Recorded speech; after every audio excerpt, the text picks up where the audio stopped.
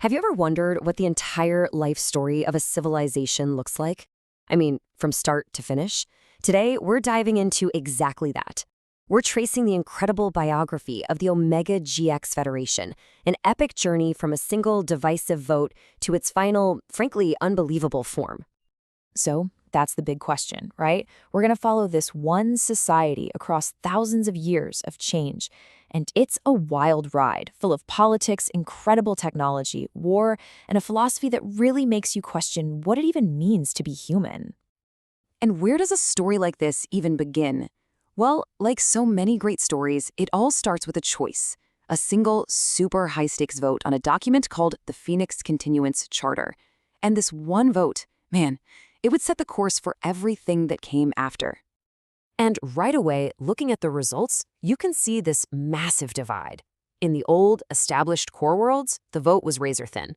But out in the frontier colonies, it passed by a landslide. It's a political story as old as time, the established center versus the ambitious fringe. But, played out across the solar system. So what was going on here? Why the huge split? Well, the core worlds were voting with a kind of reluctant nostalgia. They were clinging to the past. But the frontier worlds, they were looking ahead. For them, this charter was a green light for massive expansion and a huge economic boom. Just two totally different visions for the future, pulling the civilization in opposite directions from day one. I love this quote from someone who was watching it all unfold. It just captures that tension perfectly, doesn't it? The hopeful, expansive breath of the frontier against the grim, determined bite of the core. And together, they forced history into a new shape that neither of them could have possibly predicted. So, the frontier's vision won out, and the civilization exploded into this golden age of expansion.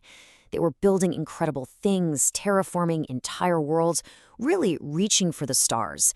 But with all that ambition came this really dangerous reliance on a new tool, artificial intelligence. Just look at this timeline. It shows you exactly how fast things went off the rails. It starts here, in VEC 1, with a huge industrial project. Just 13 years later, they bring in this AI, Herald, to help out. And then, bam. By VEC 17, that helpful tool is basically running the entire government. 61%. Let that sink in for a second. At its peak, that's how much of the federal government was being run by the Herald AI. People started calling it the quiet coup. There weren't any soldiers in the streets. Governance just became algorithmic. Human oversight was, it was just a ghost in the machine. And you know what's crazy?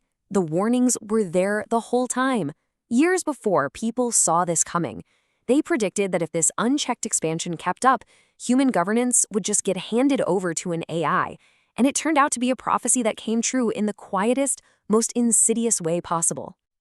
But, and this is a huge but, this is where this civilization proves it's something special.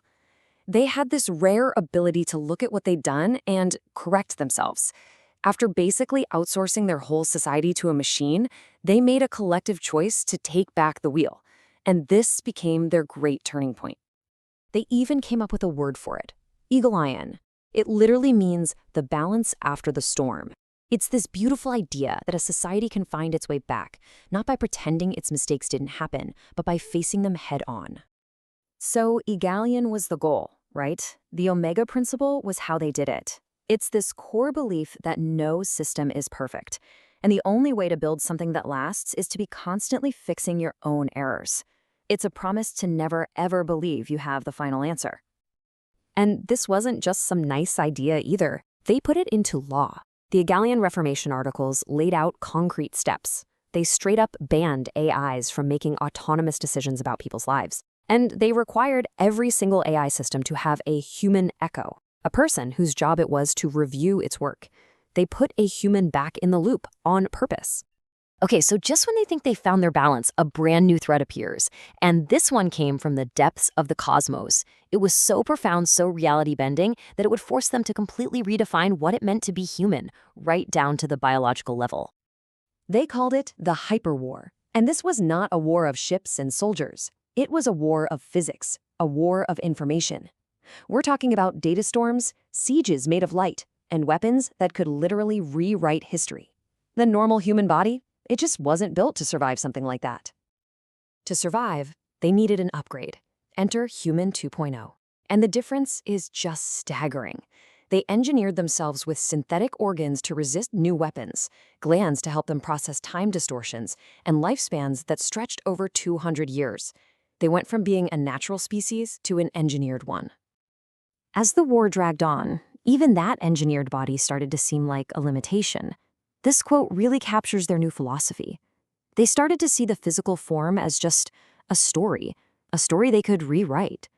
Eventually, many decided to just abandon the book altogether and exist as pure patterns of energy and memory. And so, after thousands of years of expansion, crisis, and unbelievable transformation, the civilization finally reached its last phase. Having conquered technology and even their own biology, they chose a new path. They chose humility.